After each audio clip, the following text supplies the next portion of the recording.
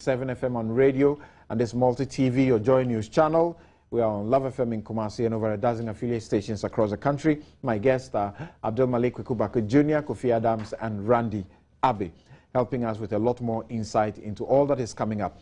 We want to move on to the next issues, but a lot of information is coming in, and my one or two of my guests insist that you need to clarify one or 2 points. I give you just a minute. What is it still about the match fixing that you think ought to be interrogated that we're not paying attention to? Oh, first and foremost, like I said, that the matter was not something good that would have happened at the time that it happened. So it gave us a bad press. So it is important not to end with just the CID aspect of investigation. There should be a detailed look by FIFA and FA itself and punish those who are to show that indeed Ghana is not engaged in any such act. And I thought one of the guys who is linked to that, Nana Kwame, linked to the match fixing situation, we understand that you know, the police, you know, sort of took a statement from him on Thursday, and he's seeking to defend himself in that matter. Yeah, for me, whilst the police is doing their thing, the FA as a football administering agency must also do something about it. Briefly. I hear it's been referred to the ethics committee of the FA because Obedin Ketia, or Nana Kwame as is known, is the CEO of a premier club, and therefore he can be described as an official per the FA statutes. And there's a code of conduct for officials, and so the ethics committee will have to look at it. And then the other gentleman, I've just been told that he's not even a match agent, he's rather a player agent. Okay. So he could not even have been dealing with issues of friendly matches. On behalf of... Yes, so if it is true that he's a player agent and not a match agent, then some issues also come up. And then I don't know whether his agency is a GFA1 or a FIFA or English FA1, because the FA also grants people that license. If he is a GFA1, then the GFA can deal with his conduct as well.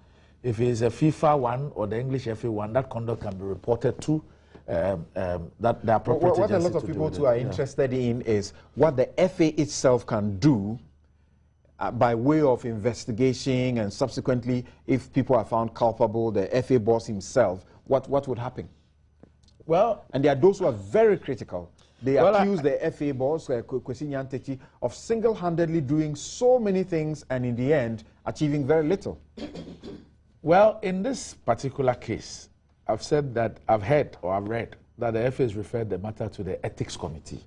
So the ethics committee, I'm sure, would look at the videos and the reportage and all that, and then they will make recommendations or take a decision on that particular issue. So that if the FA boss was found guilty, what can the ethics committee do? They can recommend his impeachment. They can.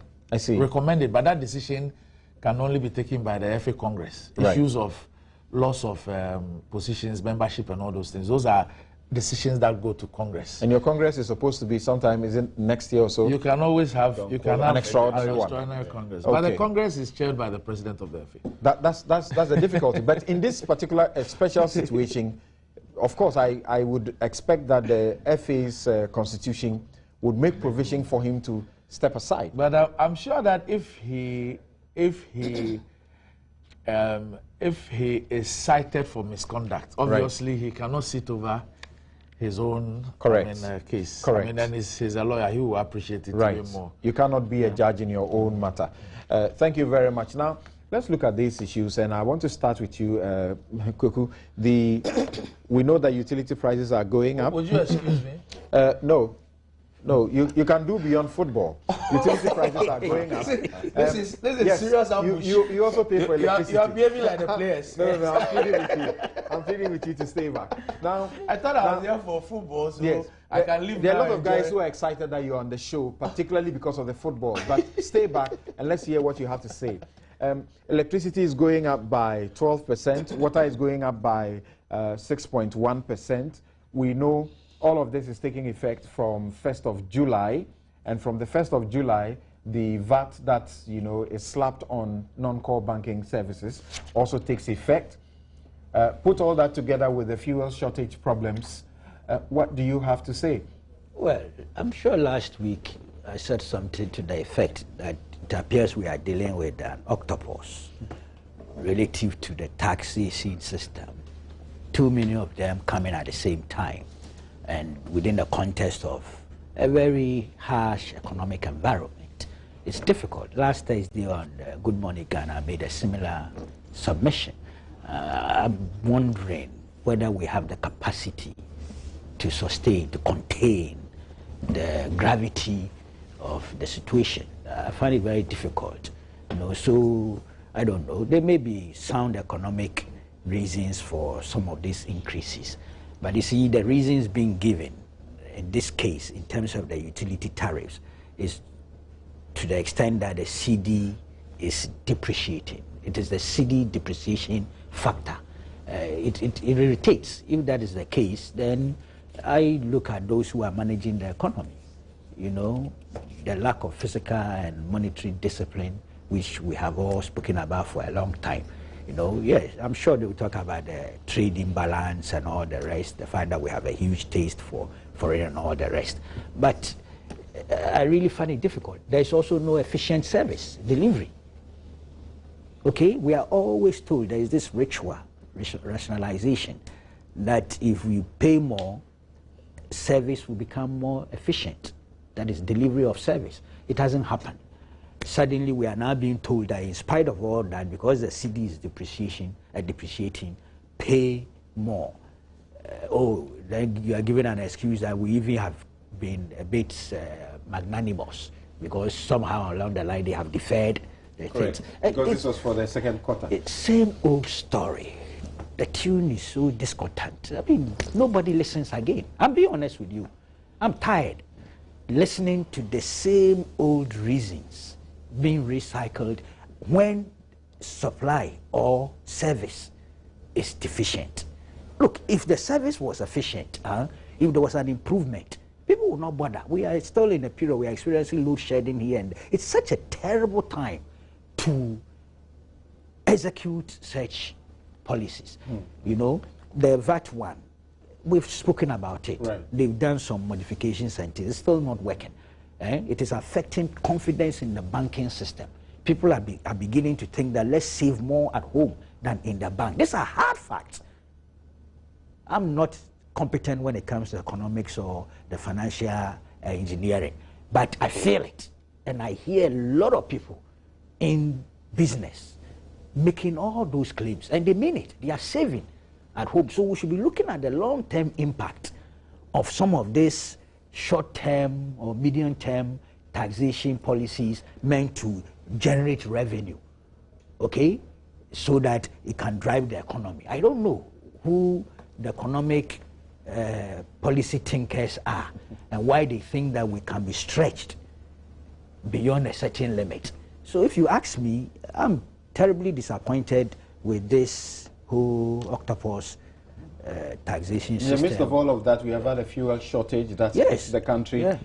MPs are unable to even go to the house to do their job. A lot of people are running around to look for fuel. There is, this fuel being sold in gallons here and there, very illegal, and people are buying them. See, the scenes I saw yesterday and today reminded me of the 1970s and early 80s. I'm being honest with you. Anybody who is old enough in terms of queues at the stations and the gallons people were holding, women and men, and their fights, scuffles at the areas. The picture is not too good.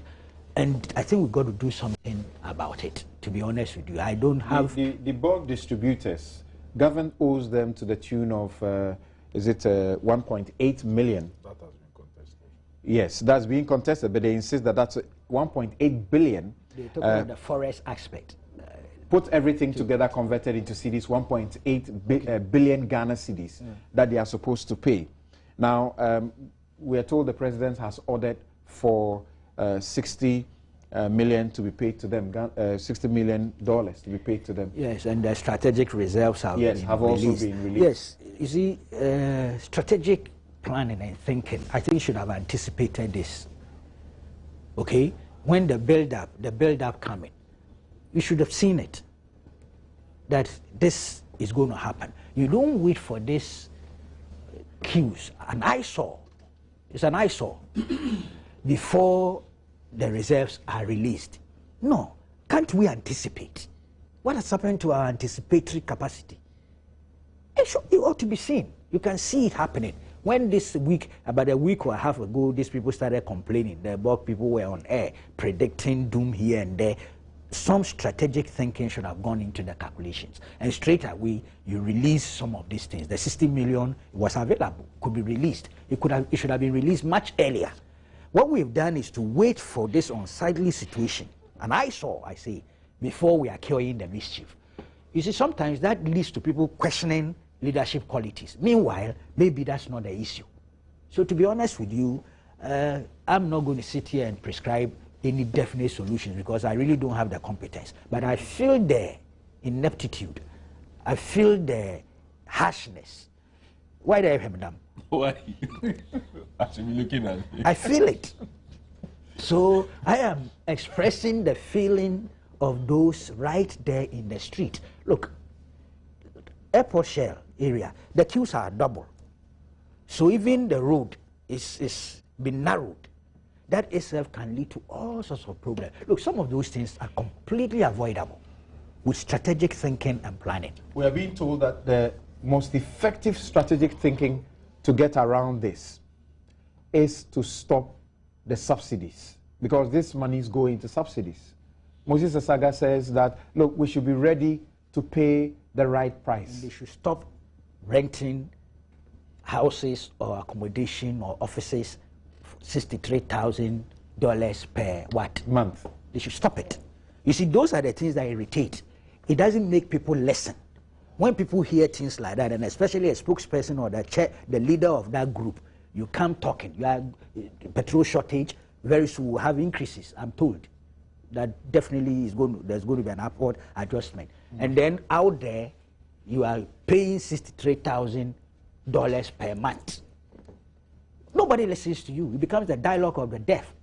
We don't listen. Meanwhile, the problem is getting compounded. Okay? As I said, I don't have a technical solution because I'm not competent in that field. But there are people we are paying for managing the economy, for providing leadership. We are paying them from public chest. They are expected to deliver results and not talk.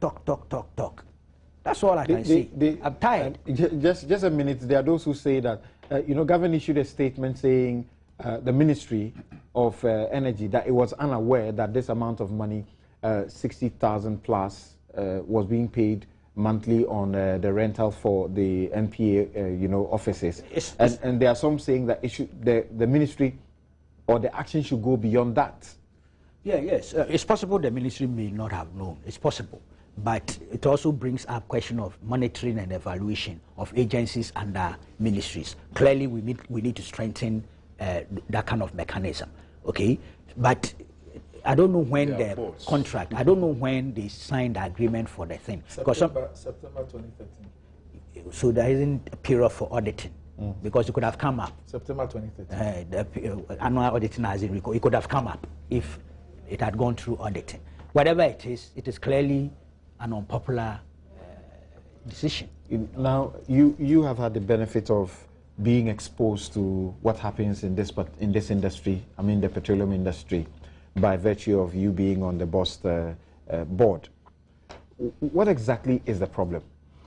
You see, when you have been exposed to the situation and when you have interacted with the technical persons, you are compelled to shift away from Kweku's type of talk to another level of talk. Because before then, I was talking like him. I remember too well, before I became a member of the BOST board and Yaro Kasambata was given some reasons when we had similar situation, and I said, why wouldn't they release the BOST reserves onto the market so as to deal with the situation? But when you go in there, you tend to appreciate some of the challenges. For example, take electricity.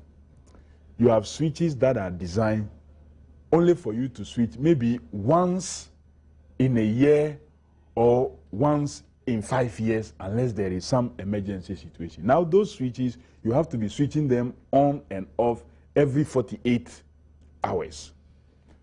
That tend to cause more damage, wear and tear. So cost of even producing the power or transmitting the power becomes even higher than normal.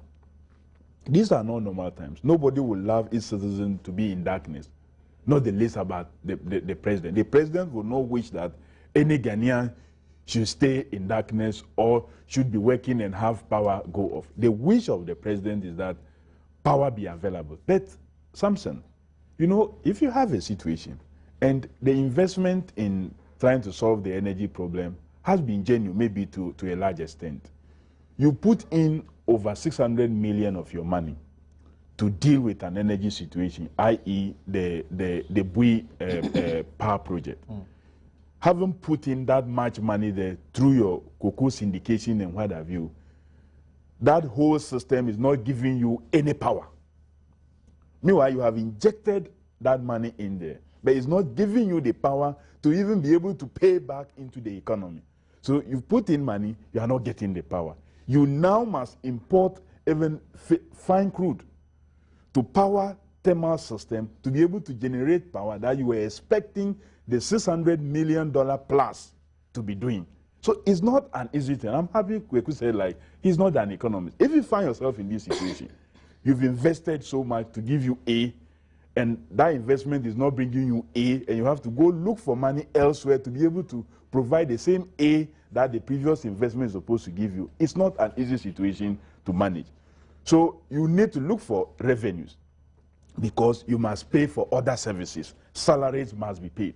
Your cocoa that you sell, part of it will go to service the loan that you took for the Bui project, which is not giving you power. So you need to rake in more revenue to be able to pay salaries. So sometimes it's not functioning.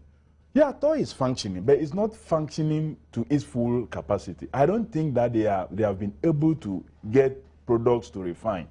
They have more engaged in also bringing in finished products and storing. I understand they have products, become sort of a warehouse for some of the finishing BDCs. products for the BDCs that bring it. That is also another issue because they have not been able to raise LCs to bring in products. And I would have wished that we find a way of dealing with and solving these problems so that even if TOR is able to function... That's the reason the leaders are there, isn't it? Yeah, if TOR functions to its full capacity, we still will not be able to solve our fuel demand situation. It may deal with about 40, 45%. The strategic reserves that we are being told about, how does that come into solve? You see, the strategic reserve is you're supposed to import the product and keep it in your terminals and not use over a period, so that when situations such as maybe weather would not allow the BDCs to bring in their products, you release that into the market. There are some of the people in that field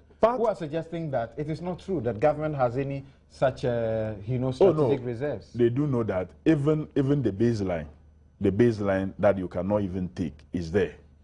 I'm on board, and I do know that yes, we don't have to the full capacity that we are supposed to have. But it doesn't mean that there is no strategic reserve. There is strategic reserve, and that is what has been released onto the market. Strategic but you know what? Reserve of private ownership, is it? No. Of government ownership. For the state. For the state. But you know, the shortages have also been as a result of panic buying and also hoarding. That is a fact. Because of the publication that happened almost about 2 weeks ago, that there's going to be a possible increment. People are rushing to buy. Those who have maybe 2-3 cars are filling their cars every other time in anticipation of an increment that I can at least have something that will take me for 3 weeks before I start buying the new rate. Those who are selling are also keeping some in their dump with the hope that when the new prices is announced, they will be able to get some windfall out of it. Indeed, when MPA and police announced and started some operations, some filling stations that have labeled no fuel quickly removed the no fuel sign and started selling. Some of the filling stations that you had queues up to date were filling stations that have had no fuel notices placed at them. But when MPA and police decided that they were going to go around, they started selling. In some rural areas, I'm told that they are selling petrol for them for between 8 and 20 cedis. It's available. Something that should go for 12 cedis, 50 pesos is going for 18 and 20 cedis if you are willing to take, which is not too good. We need. We're saying that this ought to have been anticipated. You see, and that's the you problem. See, you when you are in the industry, you work with the figures. If you are sure that what you have out there will meet up to this period, you don't release. You don't release onto the market just because you are thinking that this will happen. Yes, you may be thinking, but you will have to monitor before No. As for the BDCs as to and then what they are. You see, the BDCs are doing so well. Without them, maybe our fuel demands will not have been meeting our fuel demands. But sometimes, the intent of making profit and the business interest seems to override. I know they are not for the Christmas institution. I know they are not there. There's a lot of risk in the oil business. When you are dealing with the petroleum business, there's a lot of risk in there. So they also would want, if they have to get something, they will want to get it. But we need to tactically also look at the profit motives of various individuals. Do you know, there used to be cross-subsidization policy where a product like kerosene was heavily subsidized for the use of what? The rural folks. What we found was that the quantities of kerosene that was being consumed in this country was so huge as compared to what we expected, not knowing they were mixing kerosene with other products to get a product that can still power our engines and is sold to people who come to filling stations to buy fuel to power their engines as either petrol or diesel for them to use. So what the NPA decided was that, okay, let's raise the price of what? Kerosene and see what will happen. Indeed, when they raised it to a level, they saw that the consumption dropped.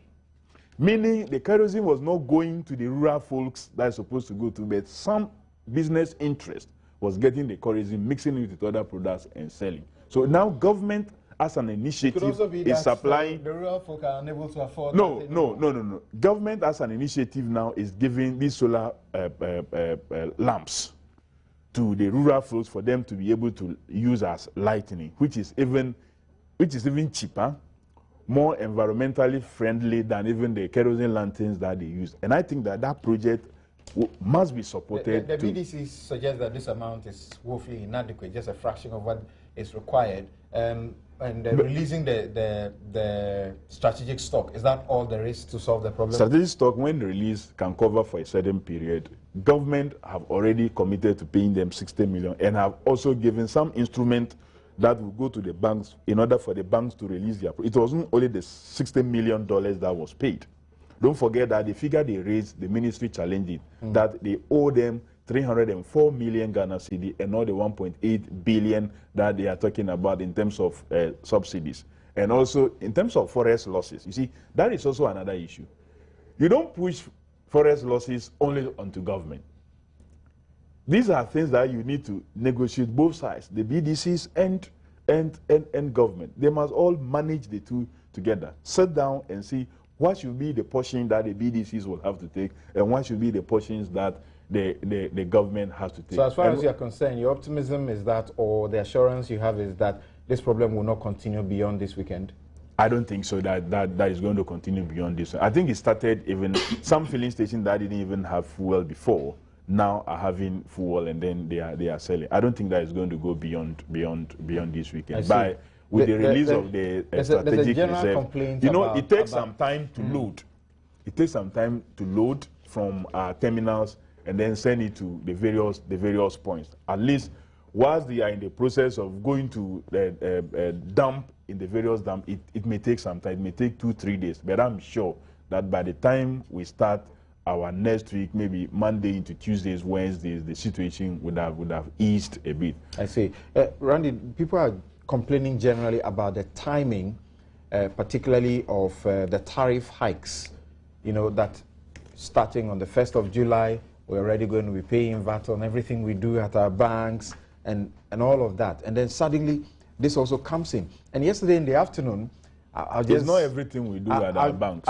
It's almost everything. It's not everything. It's almost everything. Almost it's not the same almost as everything. You see, in the afternoon I was just, reading stuff on international wires, and I find that, Moody, one of the international rating agencies, have also downgraded us. And I'm like, why? Why this time? What is going on with us? Well, this obviously are very, very difficult You see, times. I don't know whether... sorry. Okay, no, Randy, you come. Obviously are difficult times. And if I had to start with the fuel, if the BDCs are saying that they are owed 1.8 billion, and the ministry says that what it believes it owes is 304, you have a huge disparity. 1.8 billion and 304. Then an international firm, auditing firm, is appointed. The BDCs will not object to it. Okay. They have no problem with it. But they say, okay, we'll be able to finish this work in 2 weeks. And the BDC say, we cannot wait for the 2 weeks. It's too long a time. And honestly, with that kind of audit, it's not something that you do in a day or 3 days. You get what I'm saying? Right. And it then creates an issue. They say, okay, you pay us some of the money. Pay us some of the money. Because you agree that you owe something. What is in contention is how much you owe. So if government says it owes 304 and it releases $60 million, you are talking about some 200 million out of the 304. But if you look at it from the point of view of the BDCs, then they are talking about a drop in the ocean. You get what I'm saying? Now, if government's contention is that I owe 304, how much will government be willing to advance? It definitely cannot be advancing monies which is more than the 304 that it believes it owes until the reconciliation is done. I mean, the BDCs made it clear that, look, we have supplies, but we will not release them until monies are paid. So it is, and I think that for quite a number of the filling stations, it's not even as if they didn't have the fuel there. They decided to hoard, also in anticipation of an increment in the prices of and as we speak, yes, that problem may be compounded because Kwame Tuahin, for example, says that there are long queues of gallons at pump stations for the fuels, and he's thinking that people are going to keep them in their homes. Yes, and I don't even see the reason why we should even be allowing people to buy with gallons. Be buying gallons, because on my way here, the total on the ring road, there are 2 sets of queues, one for vehicles and one for gallons. Yeah. And that we all like to cash in on situations like this. Right. I can bet my last CD that most of the people with the gallons are not people really are going to put them in their vehicles. Black market. There are people who, it's a black market, that industry. And I do not think that we ought to even be allowing that to happen. It's illegal in the first place. In some regions, I hear that some DCs or some regional ministers took security around, and they managed to find out that some filling stations had fuel, and they got them to start selling.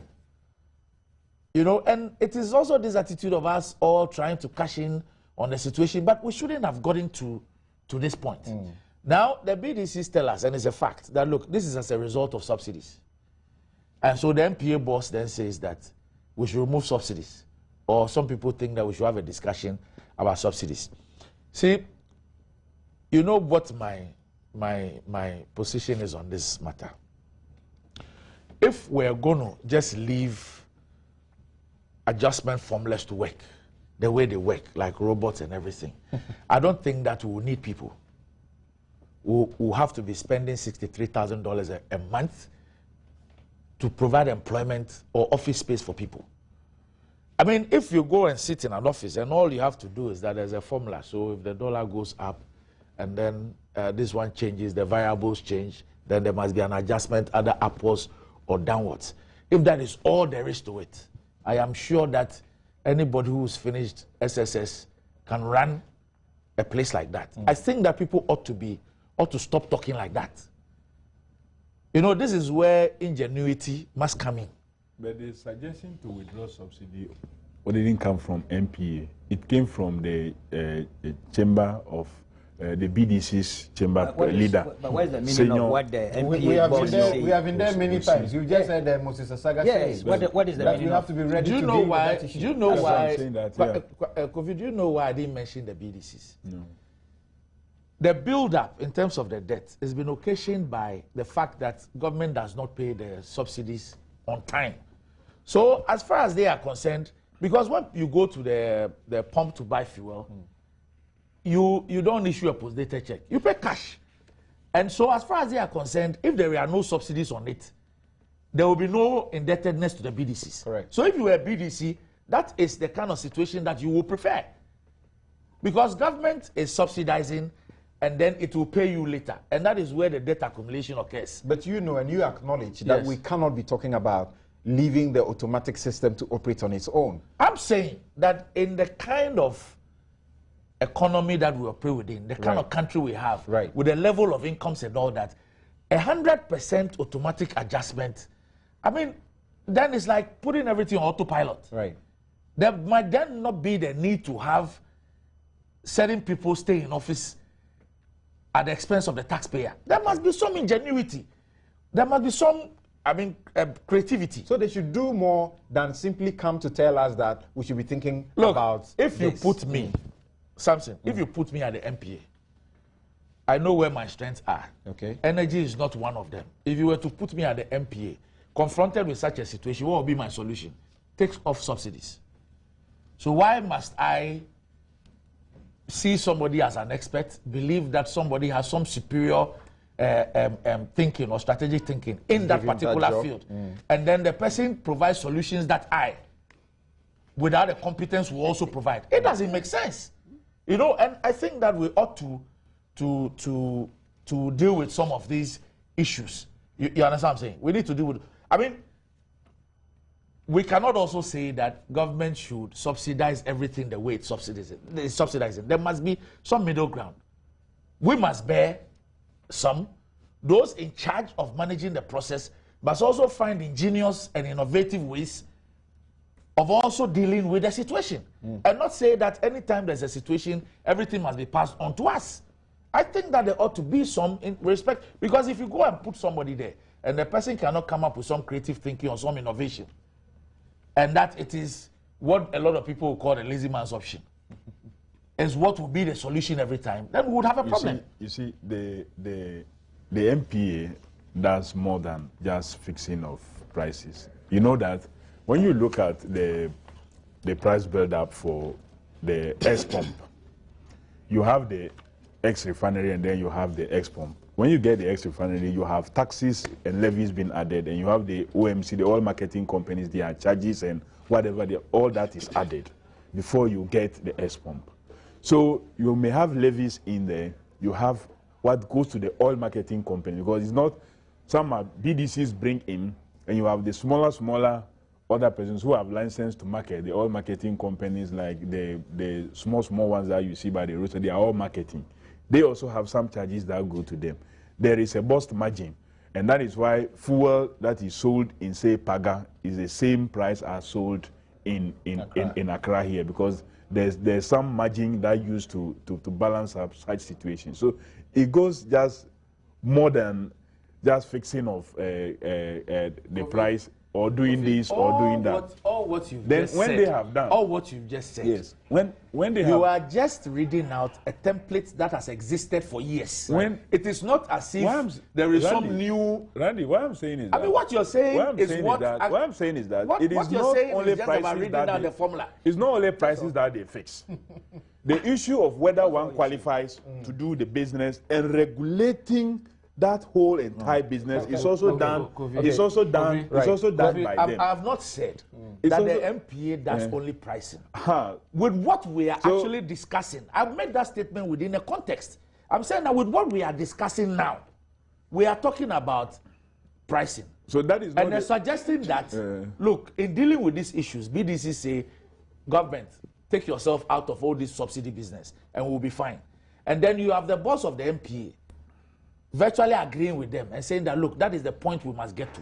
And I'm saying that we ought to also be sometimes a bit sensitive Government is. That is why when MPA finishes, they submit to government. Because Kofi, let me tell you something. Kofi, let me tell you decision. something. If you listen to Kweku's submission, you saw the angle he took. Yeah.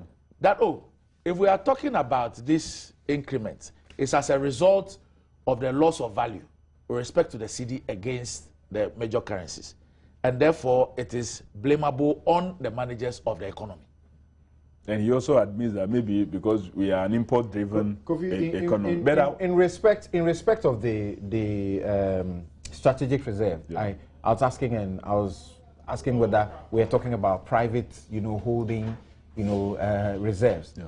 Because we're getting some information that government stopped holding the strategic reserve long ago. Government didn't stop. Yes. No, government didn't long stop. ago. So there's no strategic reserve to release. When you are in the oil business, you start with a foundation. You start with a foundation. What's you the don't, truth? That's what I'm trying to explain to you. You start with the foundation levels. Then you open up for these BDCs when they import their products to come and put into your terminals, and then they pick as and when they need it. Indeed, you have to, for every 90 days, sometimes that's about 3 months, you have to take out, otherwise the quality will what? Reduce. Deteriorate. So you take out and then you keep. So subsequently, you don't need to continue importing and then continue importing and keeping. So what government will do that if you have this cap and then your strategic reserve for maybe 2 weeks or 3 weeks is up to half the cap. You put that there. Then when it is 90 days, you sell it to the BDCs. The BDCs will come and pay you back. So as they bring their products and store in your system, you will always have what we call the strategic reserve there. Because they are not bringing. Because they are not bringing. That is where also the problem comes. And as we speak now, for example, the pipelines that we have is also holding some of the products. There's still some in the system, which we want to develop a new technology that it should be possible for you to be able to push everything out of the pipelines and not have things stay in there and locked up there and then be deteriorating. But just a point of, I think. But then it's a bit dangerous. I know that one of the requirements for BDCs now is that you build your own tank farm after some time. Because I think that, you see, we are looking. If we don't pursue that's a huge cost to the BDCs. The BDCs will love to have bust. Then nobody infrastructure. You see, we should also not have a situation where everybody can run a BDC. I'm beginning to suggest we shouldn't get to we that are trying situation. to push it that even if the BDCs can come together and form a solid group, they no longer will deal with middlemen. They can deal directly with the refineries. So it will reduce the cost that we incur in terms of the freight charges and insurance and all those things, because now middlemen are between them and the refineries. So the cost is even more. If we can put the BDCs together, it will reduce the cost that we pay. Because if you look at the international, the FOB, it's not that high. It is the insurance, the charges from all these middlemen that tend to shoot the whole just hold on briefly. I need some clarity on a few issues. Senyor Hosi is the CEO of the Ghana Chamber of BDCs. Good morning, Senyor, and welcome to the show. Yeah, good morning, Samson. Right. And good morning to your panelists. Okay. First and very important question to you is that government is released 60 million? 60 million Ghana cedi and 100 million for that information is probably an understatement of government effort.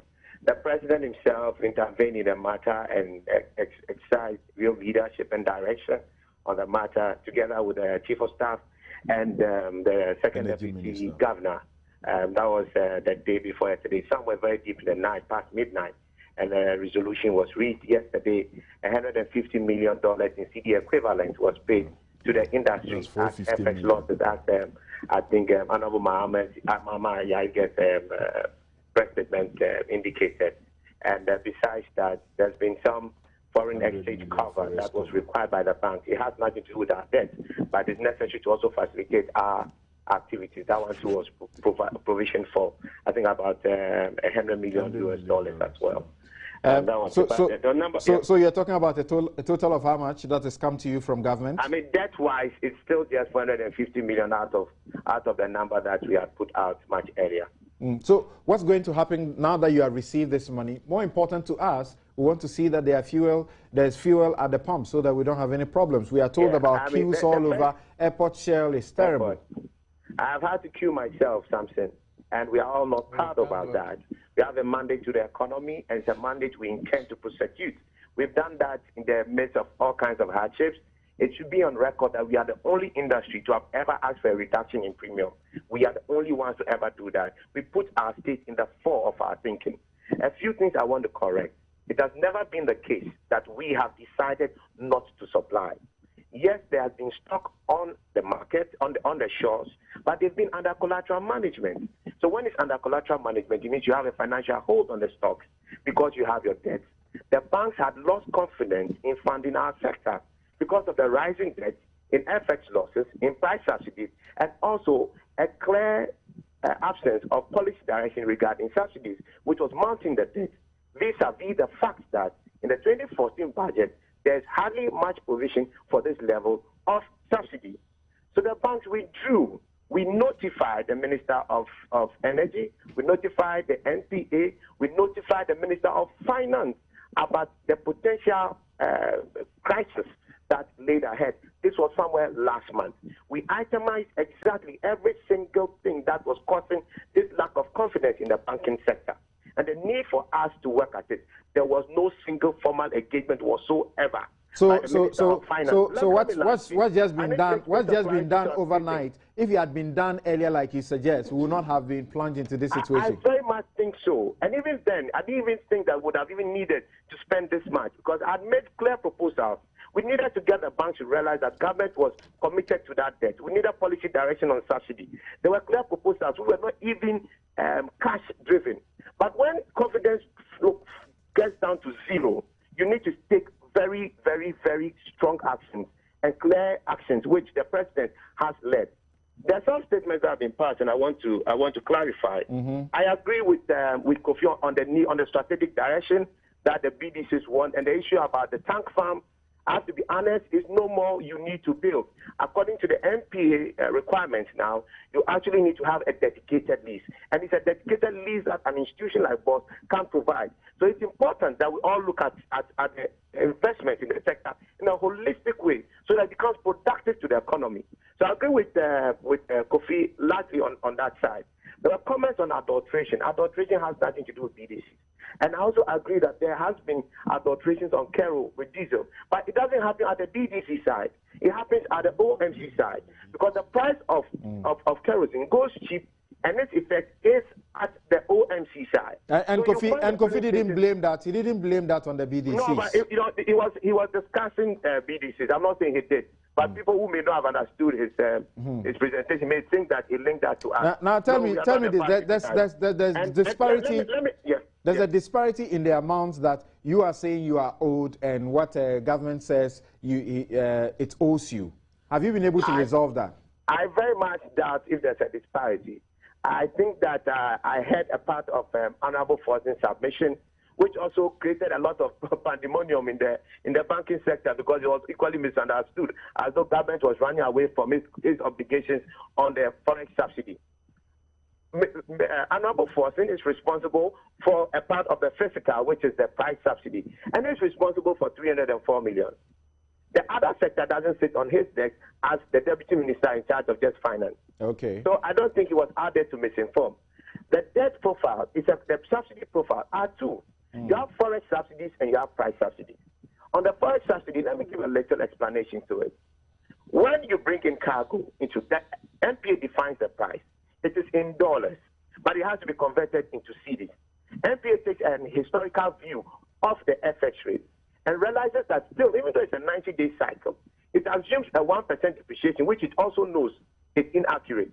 As we speak, all cargo being sold on the market are being sold at a rate of 2.9, and it's deliberate. Because if you charge the right rate, which is supposed to be a 90-day forward rate, the prices will hike up. The government wants to control pricing somewhat. So it says, look, apply a lower forex rate. We'll deal with you on the forex differential later on. It happens also with price subsidy. Even when you take the subsidized FX rate and you even get a price of, say, 4 per liter, Government still says you sell it at 3 cedis per liter. I'll also deal with you on the 1 cedi. I mean, subsequently.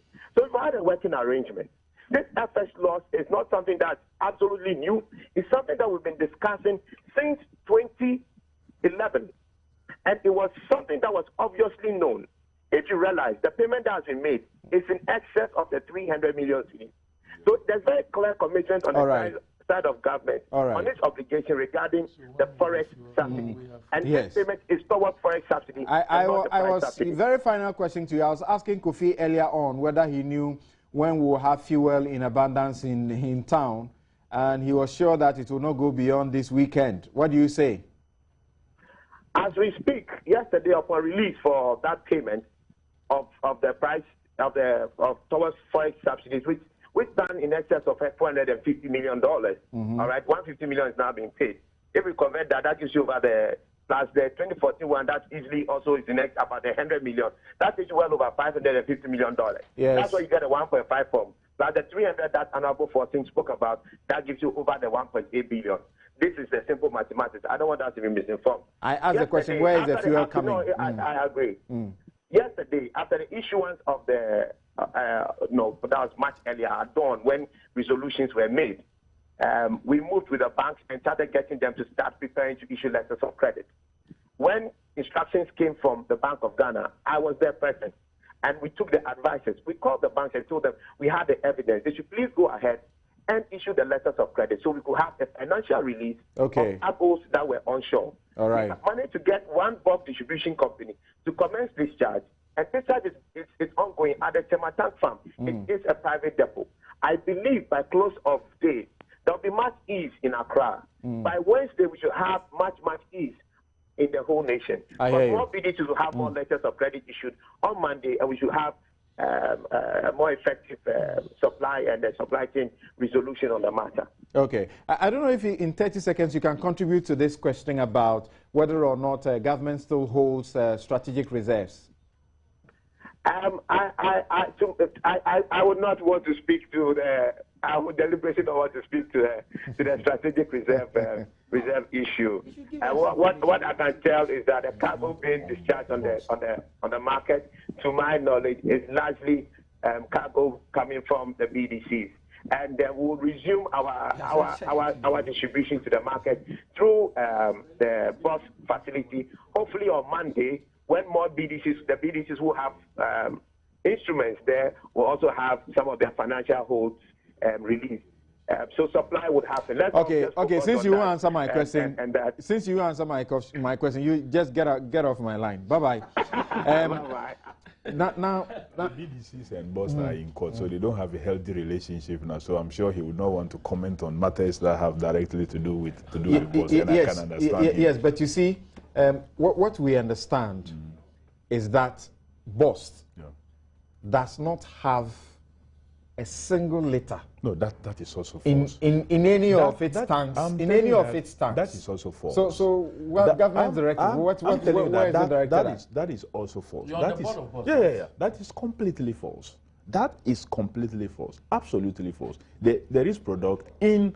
You see, it takes us, because of possibly poor investment over the years, we spend longer time to load the cargo than some of the private BDCs do. So because of that, the private tanks, because the BDCs are interested in going to pay $14 to the private farm tanks than come to pay $9 to bust to keep their products for them. And also as a result of other losses. That is why this bust TSL deal came about, and which is in court.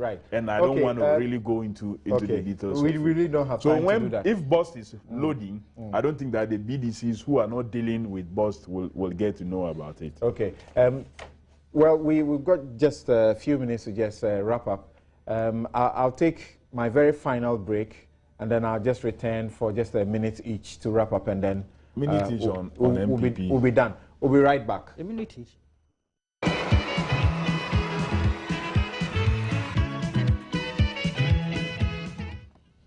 You're welcome back to Newsfile, and we're just wrapping up here. My guests are Abdul Malik Kwekubako Jr., Kofi Adams, and Randy Abe. Just about a minute or two each. We are unable to look at the issues of the NPP issues and so on. 2 minutes each, wrap up on both of the issues that we have discussed, what your expectations are moving on. You want me to start? Yes. Oh, thank you. As for the MPP issue, I don't think that we should waste this precious time discussing the serious confusion in there. You see, we are a country that will have to raise revenue. Part of the reasons for the downgrade things that we have all been talking about is because we are not able to raise enough revenue to meet our needs. Because if you are not able to pay certain commitments, then the rating institutions will rate you bad. So if we really are interested and are happy about the positive ratings, the only way we can remain rated high is to be able to pay for various services that we take and pay taxes for various things that we do in this country. If you are doing business, I know every business person will love to be given a complete tax holiday. Paying tax has always been a difficult thing for business persons. But it is out of that your country will get a positive rating, a good rating, because you are able to pay your commitments. So I think let's sit back and all of us agree on the issue of taxation, that ultimately it helps us. And majority of the people who are not paying taxes, can we be patriotic enough to start also reporting, whistleblowing? Few people are paying taxes in this country. A lot of the informal sector persons who are supposed to pay taxes are not paying. So always you look at the basket and think that this is how much we need, and if we are not getting it, let's raise it at this level, and we continue to tax it. So I believe that there are those who will tell you that they are paying, but they don't see what good use is being put to. Because we are not paying enough. I hear. And I think that no, don't say that our taxes are being used judiciously. At least if you have had cause to do, if you had cause to do with matters of corruption, corruption will be there, but it must be dealt with. Thank you. For me, that's what I believe. What do you say finally? When he was on the march for survivor, was this the way he was talking? Those series of marches for survivor. You told us that we needed it to keep fit. Okay, that was what we were told. So that we needed it to keep fit. Go quickly. See, the thing about strategic reserves, I think we should interrogate it further. I'm not too clear in my mind. From what I'm hearing, it appears that we really don't have. You see, the PDC man was evasive. PDC man, he was evasive, even though he ended up suggesting that what is on the market now is not coming from the reserves. Right. It appears there's something wrong there. It's looking as if we don't have reserves in the name of the state. Correct. I've told you that. Those depots under bust appears to be non-functional, largely.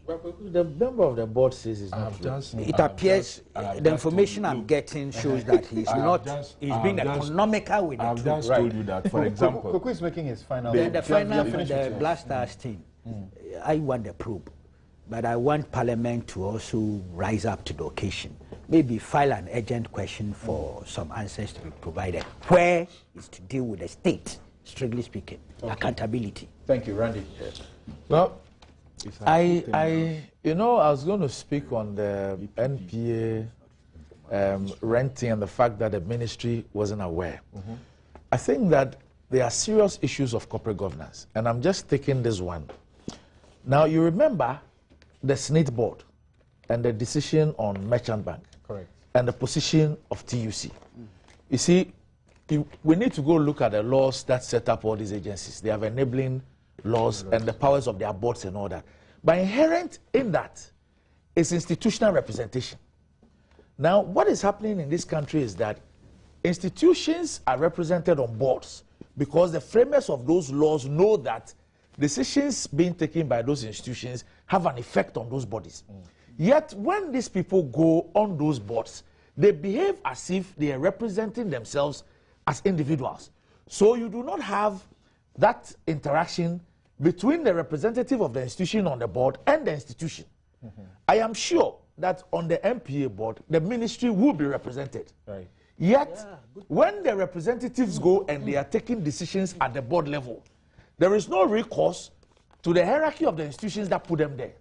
Then you also raise the issue of maybe how the institutions themselves also evaluate the performance of the representatives they send to go and serve on those boards. It's a serious issue of corporate governance that we need to, as a nation, look at. Right. PURC happened in the case of institutional representation per TUC. SNIT on merchant bank, it happened per TUC.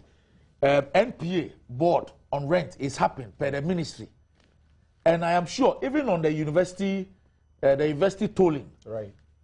University Council, there are supposed to be reps of the ministry and therefore government. Yet, ministry was not aware.